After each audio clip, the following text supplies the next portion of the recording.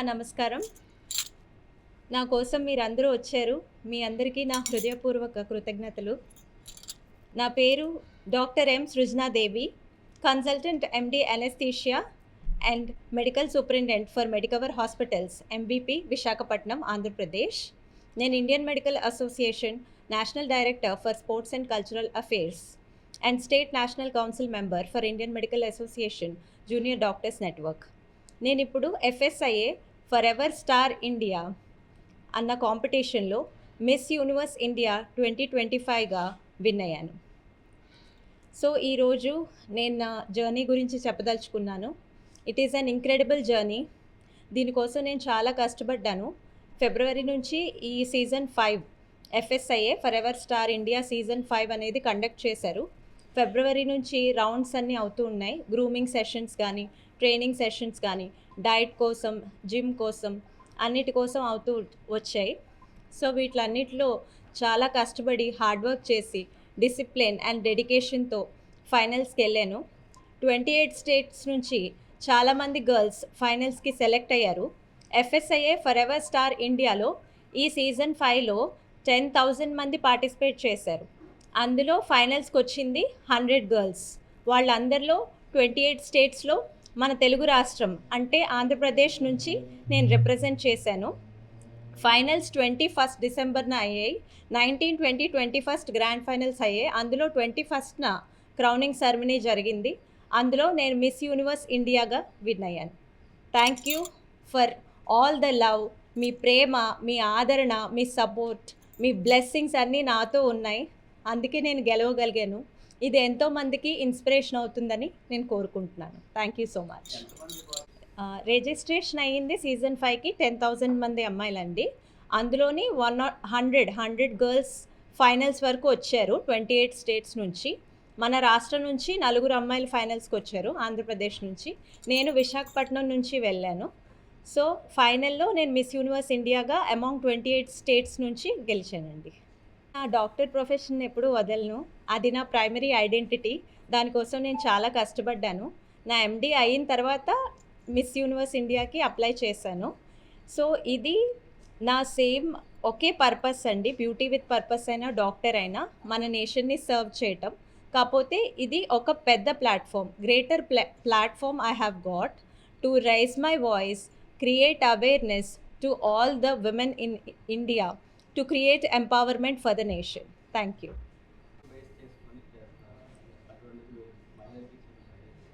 మహిళలకి నేను ఏం సందేశం ఇద్దాం అనుకుంటున్నానంటే, ఒక వైద్యురాలిగా, డాక్టర్గా అందరికీ ఫిజికల్ హెల్త్, మెంటల్ హెల్త్ రెండు చాలా ఇంపార్టెంట్ అని చెప్తాను. మన దేశంలో ఎన్నో సమస్యలు ఉన్నాయి, like mall nutrition, anaemia, cancer సమస్యలు, మెన్స్ట్రల్ హైజీన్ సమస్యలు. వీటిలన్నిటి కోసం మనం హెల్త్ అవేర్నెస్ క్రియేట్ చేయాలి, హెల్త్ క్యాంపెయినింగ్స్ చేయాలి. వాళ్ళకి అవసరమైతే ఫ్రీ సర్వీసెస్ ప్రొవైడ్ చేసి మనం వాటిలన్నిటి నుంచి వాళ్ళని ప్రివెంట్ చేయాలని కోరుకుంటున్నాను. అలాగే మెంటల్ హెల్త్కి కూడా మనం ఇంపార్టెన్స్ ఇవ్వాలి. అడిక్వేట్ స్లీప్ ఉంచుకోవాలి, స్ట్రెస్ తగ్గించుకోవాలి, పొల్యూషన్ తగ్గించాలి, ఎక్సర్సైజ్ లాంటివి చేసుకుంటూ ఉండాలి ఒక 30 మినిట్స్ అలాగా. అండ్ హ్యాపీ ఫ్యామిలీ లైఫ్ కూడా లీడ్ చేస్తూ, ఈవెన్ ప్రొఫెషన్ లైఫ్లో కూడా డ్యూటీ అవర్స్ ఎక్కువ ఎగ్జాషన్ అది లేకుండా మెంటల్ హెల్త్ని కూడా కాపాడాలని చెప్తాను. ఈ మిస్ యూనివర్స్ ఇండియా బ్యూటీ ప్యాజెంట్లో కూడా beauty with a purpose, but in a hire platform. I want to create the same social awareness, health awareness, civic awareness to all the women among India and to empower our nation. Thank you. My name is Sambaya, father of Dr. Srujana Devi, winner of the Miss Forever contest. All India కాంటెస్ట్లో participate చేసి win అయిన సృజనాదేవికి Miss Universe ఇండియాగా ఈరోజు మేము ముందున్నాం. I'm working as a assistant general manager in Visakhapatnam steel plant since 1987. I joined in the Visakhapatnam steel plant. From the child onwards, నా daughter గురించి చెప్పడం అంటే, షీ ఈజ్ వెరీ, దాన్ని ఏమనాలంటే పట్టుదల గల మనిషి. అంటే ఇంటెలిజెంట్ అని నేను చెప్పలేను, కానీ తను నమ్ముకున్నది, తనకి ఇష్టమైన పని చేయటానికి చాలా పట్టుదలతో ముందుకెళ్తుంది. మామూలు ప్రైమరీ ఎడ్యుకేషన్లో కానీ, ఆ తర్వాత తన ప్రొఫెషనల్ ఎడ్యుకేషన్ ఎంబీబీఎస్కి వెళ్ళడానికి కూడా అప్పటి వరకు ఎంసెట్ ప్రిపరేషన్ ఉండేది. తను వచ్చేటప్పటికి ఆల్ ఇండియా కాంపిటీషన్స్ వచ్చింది, ఆల్ ఇండియా ప్రిపరేషన్ వచ్చింది. నీట్ ఆల్ ఇండియా కాంపిటీషన్లో తను ఎంతో స్ట్రగుల్ చేసి తీసుకొని తన ఎంబీబీఎస్ సీట్ సంపాదించుకుంది. At the same time similarly తన ఎండి డిగ్రీ చేసినప్పుడు కూడా ఆల్ ఇండియా కాంపిటీషనే. అంటే తనకి ఫస్ట్ నుంచి కూడా ఆల్ ఇండియా కాంపిటీషన్స్ ఎలా ఫేస్ చేయాలి ఏంటి అనేది బాగా అలవాటు అయిపోయింది. ప్లస్ తనకున్న పట్టుదల, నేను డాక్టర్ని అవ్వాలి. మా అంబిషన్ కూడా అదే. యాజ్ ఏ పేరెంట్స్ మా పాపని డాక్టర్ని చేయాలి అని అనుకున్నాం. ఆ అంబిషన్తోనే పాపని ముందుకు తీసుకెళ్ళాం, నడిపించాం. తను కూడా పట్టుదలతో ఆల్ ఇండియా కాంపిటీషన్స్ అన్నింటిలోనూ తను మంచి ర్యాంక్ తెచ్చుకుంది.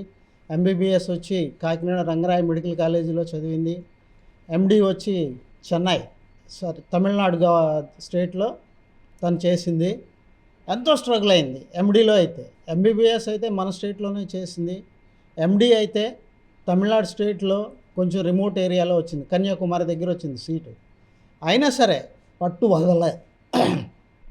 పట్టు వదలకుండా వెళ్ళి తన ఎండీని హైయెస్ట్ స్కోరింగ్తో సంపాదించుకుంది. అంటే నాకు అప్పుడు అనిపించింది అనమాట, చిన్నప్పటి నుంచి ఏదో మొండితనం అది ఇది అనుకునేవాడిని తప్ప ఇది తన యొక్క యాంబిషన్ని ముందుకు తీసుకెళ్ళటంలో ఎంత ఇదిగా ఉంటుంది పాప అనేది నేను ముందు రికగ్నైజ్ చేయలేదు. కానీ తర్వాత ఎస్ తను అనుకున్నది సాధించడానికి ఎంతైనా కష్టపడుతుంది, ఎంతైనా స్ట్రగుల్ అవుతుంది అనేది నాకు తర్వాత అనిపించింది అనమాట. మెయిన్లీ